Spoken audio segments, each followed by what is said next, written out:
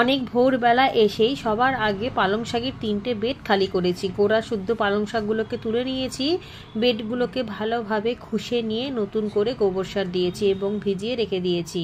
বিকালবেলা সমস্ত বীজ ছড়িয়ে দেবো। 3টের মধ্যে 3 রকমের বীজ ছড়াবো।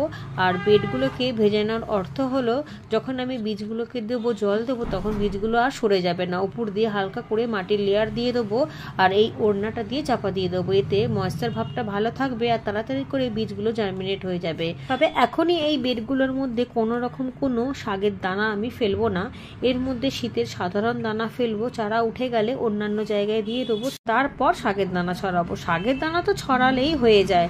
একমাত্র ছাদ বাগানে শাকটাই হচ্ছে এমন একটা জিনিস যেটা যেখানে সেখানে যে কোনো বেডের মধ্যে যেরকম ভাবেই দেবেন সেরকম ভাবেই উঠে যাবে। যারা নতুন বাগানিরা আছেন আমি তাদেরকে সবসময় বলবো আগেই শাক গাছ দিয়ে শুরু করুন, তাহলে উৎসাহটা আরো অনেক বেড়ে